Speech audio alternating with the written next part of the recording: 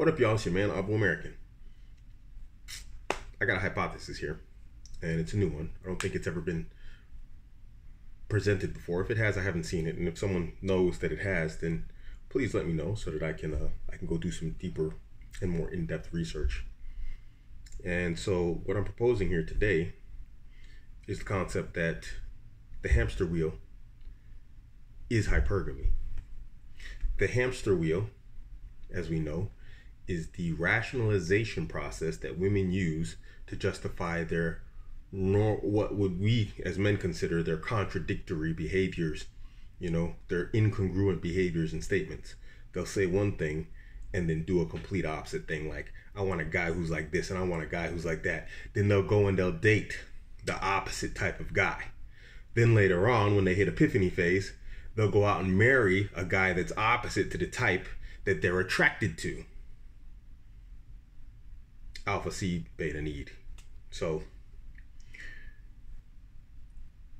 now, as we know, a lot of times, not a lot of times, almost 90% of the times, it's very difficult to find a woman who's going to take blame or accountability for her action. They rarely take responsibility or accountability for their actions in general. Of course, there are specific cases and specific women who do, and we're not talking about them, but for the most part, you won't find women saying, oh, a relationship broke up because of this or because of that I did. They rarely accept responsibility for anything they do, including cheating. I cheated because he was always on his Xbox and he ignored me. I cheated because he was just too needy and clingy. The guy doesn't pay close enough attention, she cheats. And her excuse is he didn't pay close enough attention.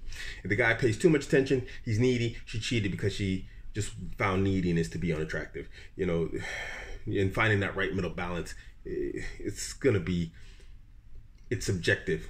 Every woman, it's going to be different what that is, what that balance is, and whatever else. And they just come up with these crazy things in order to, rationalize and justify their behavior.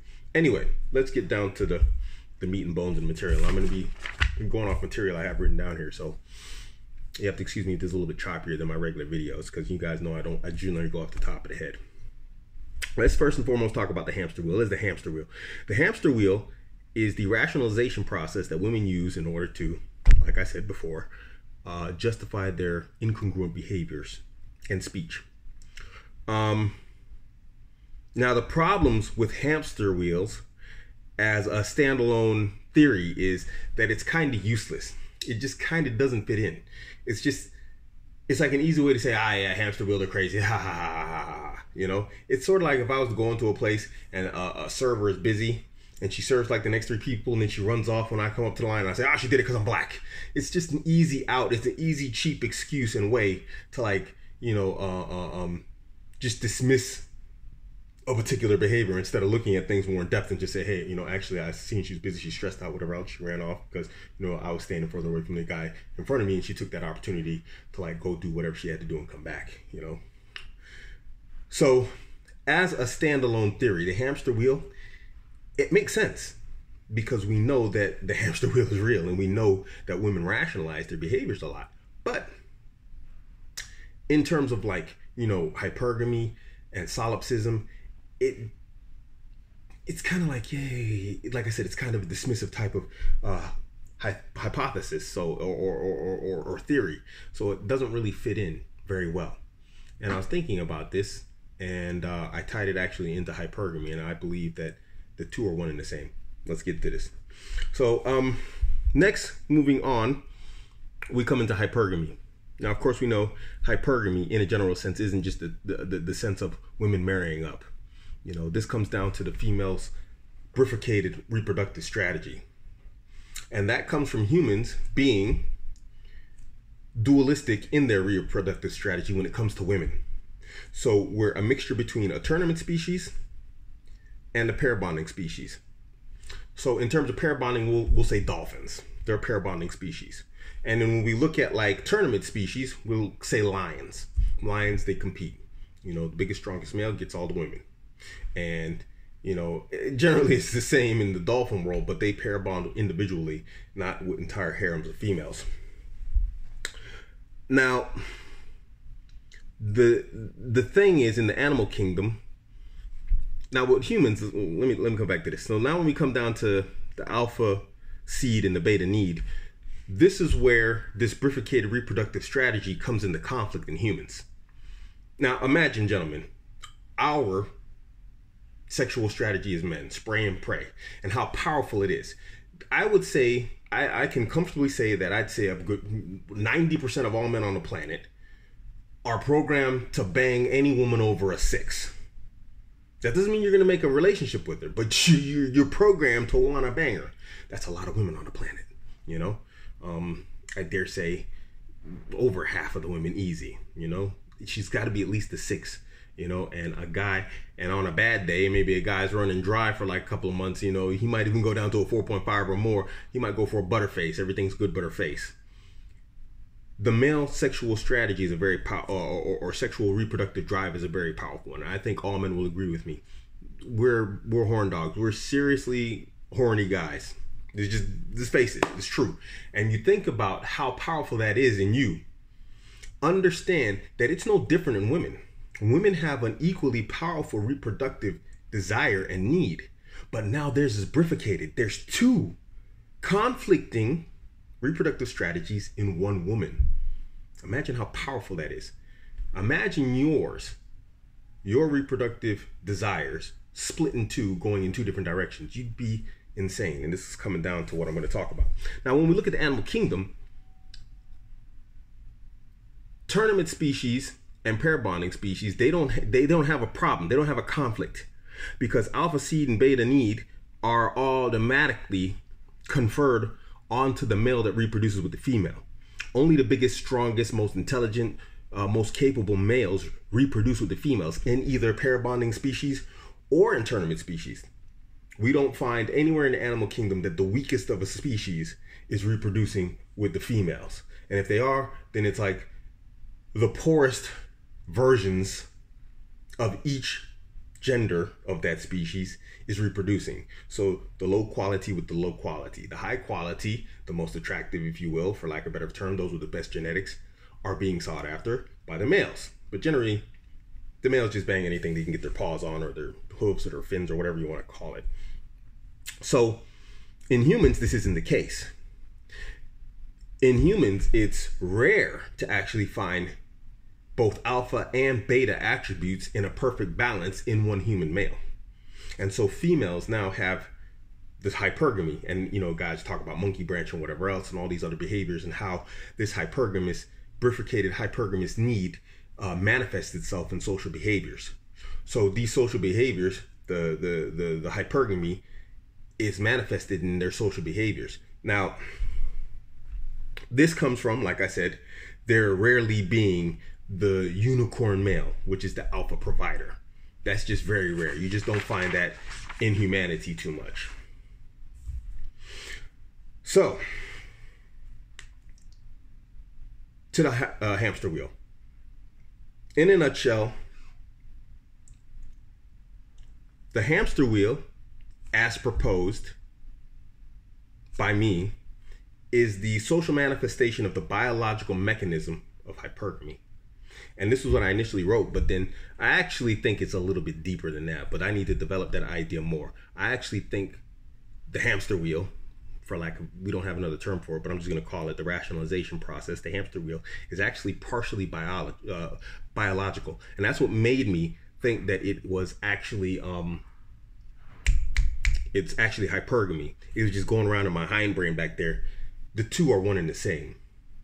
It's partially biological, but it conveys itself in social manifestation by way of the hamster wheel. So it's a mix between biological and social manifestations. But let's get into that. So the hamster wheel serves as its primary function is to protect women from, let me read this here. Yes. Sorry guys, like I said, there's a new hypothesis. It's to protect women from directly dealing with the internal conflict that their bifurcated reproductive strategy naturally causes them. What does that mean? When you talk to a woman and you say, what are you looking for in a partner? She says, I want this and I want that. I'm looking for this, I'm looking for that. No, he's got to be like this. And they come with this whole laundry list of guy that they need and they want. And you can do this from 16, from the day they start, menstruating and are reproductively ready up until when they stop. And they'll give you a list of what a guy is supposed to be and what a real man is, and what this ideal dream man needs to be in order to be with her. And he needs to be emotionally available, he needs to be this, he needs to be that. And then they'll go out and they'll literally bang the very opposite of the guy they just described. And if you bring this up to a woman and you say, hey, look, you know what, you just told me you needed all this stuff in a guy, but these guys you keep dealing with, not just one, generally, because this, what they're attracted to is different than what they're saying they want. If you say, hey, look, these guys are nothing like what you're talking about, she'll rationalize out why her actions make sense. She'll tell you, oh, yeah, but this, that, the other, and yada, yada, and blah, blah, blah, blah, blah. And we find that this generally crosses into almost every behavior that a woman manifests when you start talking to them about certain, topics, be they from feminism to whatever else. You find them to be a whole bag of contradictions. To the average man, if a woman has gotten this far in this video, to the average man, you're crazy. I'm not going to lie to you. The average man finds the average woman to be partially off her rocker. That's because we don't have two powerful reproductive strategies pushing us in two different ways. It doesn't cause us a contradiction. We're single target. We want youth and beauty. But anyway, coming back on topic. Because hypergamy is dualistic and opposes one another in its strategies, it leads women to do and often make strange and crazy choices, seemingly one's choices that only make sense to other women. When confronted with these blatant contradictions, women will begin to rationalize these very strange contradictions in speech and action. It is my humble opinion that the hamster wheel is a female psychological protection mechanism, allowing them to rationalize otherwise seemingly crazy behavior. And this comes into the protection mechanism part. I had to read from that. I know I'm repeating myself several times, but like I said, it's very new. Without the hamster wheel, women would literally go crazy. This is what I mean by the protection mechanism.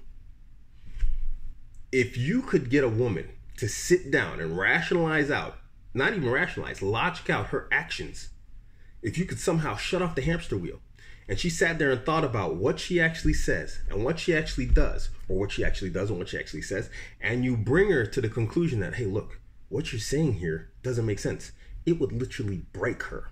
This is my humble opinion, because there's no way you can have such powerful forces inside you. Remember, compare this to the male sexual drive. A female has an equal drive inside of her. It has to be the case that she has an equal drive inside of her, otherwise we wouldn't reproduce. But now it's doubled, and they're both going opposite directions. By default, there has to be a type of madness inside of you at its core. And by default, since it's biological, there has to be a mechanism to protect you from going insane. Because if you sat there and thought about doing multiple things, I think we call this schizophrenia in men. I think we have schizophrenic women also, but I think schizophrenia is probably the closest thing that we can compare this to. But in this particular, we'll call it reproductive schizophrenia, women have a biologically built-in mechanism to protect themselves from literal insanity. The hamster wheel. It's directly connected to hypergamy. It has to be a part of hypergamy or hypergamy itself.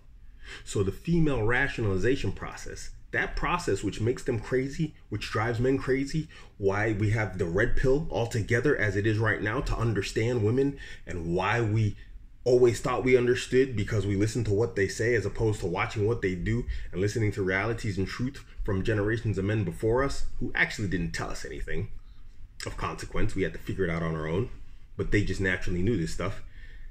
Women have that to protect them from insanity.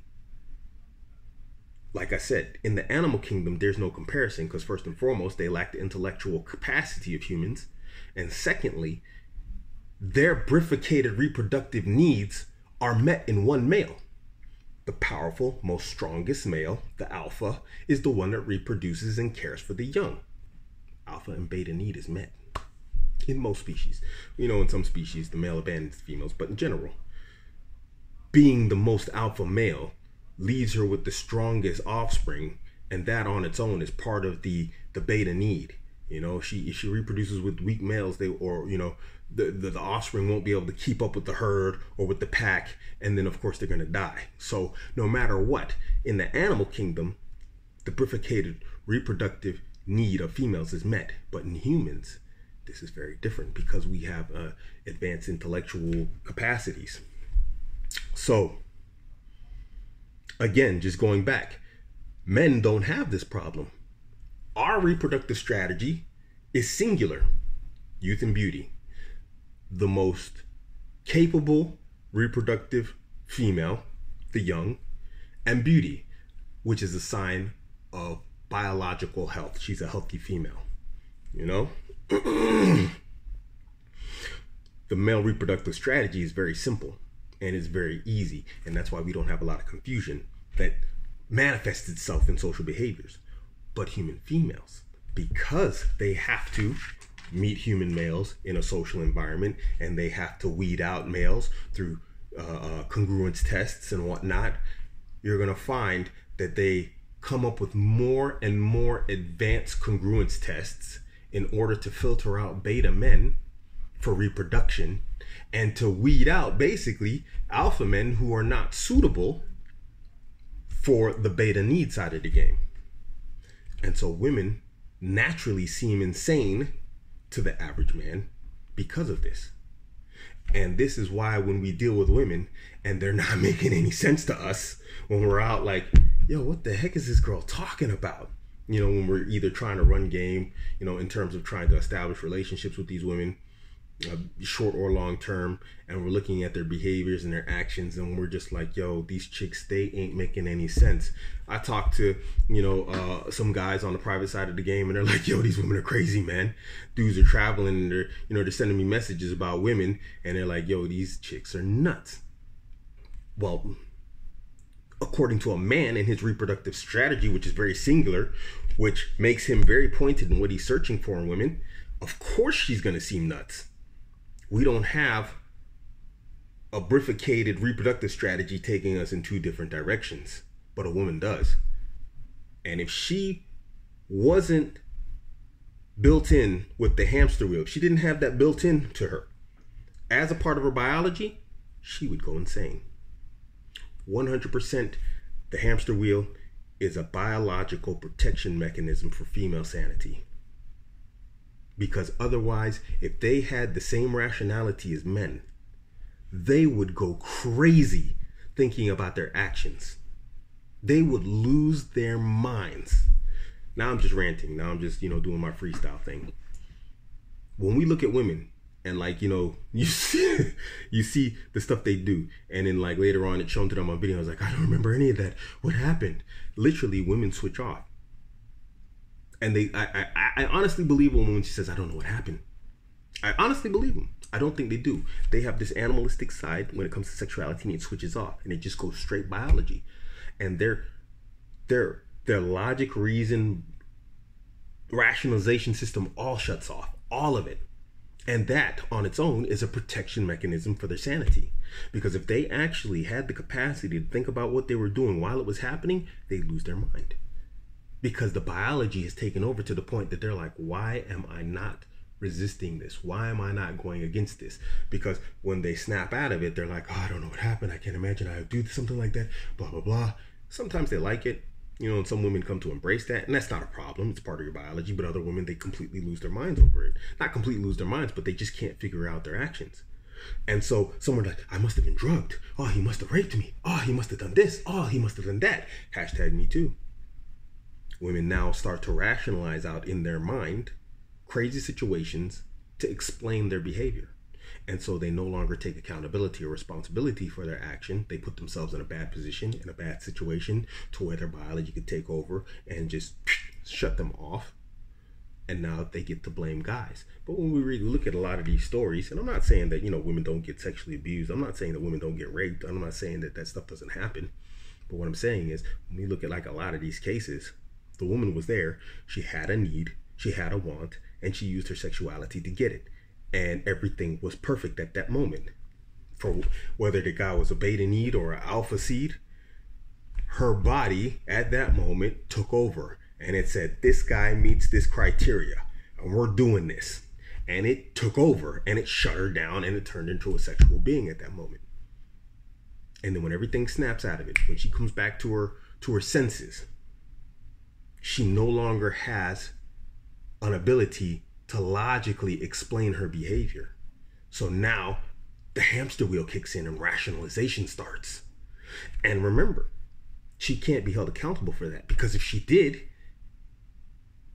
she'd go crazy. She would go crazy, because that means she would be able to logic out what happened and why she wasn't able to resist it.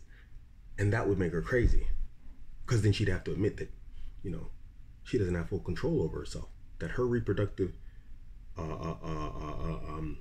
needs are more powerful than her as an individual. And I believe that's true also. That would make her crazy. So the hamster wheel kicks in to protect her sanity. The hamster wheel is hypergamy.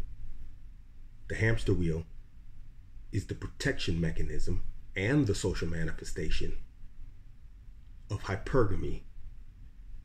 And it also serves to protect her sanity. Okay, it's 21 minutes. And I got a lot of thinking to do on this, but I didn't want to lose this idea. I wanted to record it so I can come back and watch it, share it with you guys, and then hopefully you can help me flesh it out. Because I think I'm onto something. If you've seen this somewhere, let me know. But the more I think about female behavior, and I spend a lot of time on female behavior, as you guys know, more than I should, I can't, the standalone theory of the hamster wheel doesn't make sense on its own. And this is what I believe the hamster wheel is. Agree, disagree, let me know in the comment section. It's your man, Abuamerican. Catch me on Instagram, Twitter, Facebook, all at Abuamerican. Don't forget to hit like and subscribe. I'm out.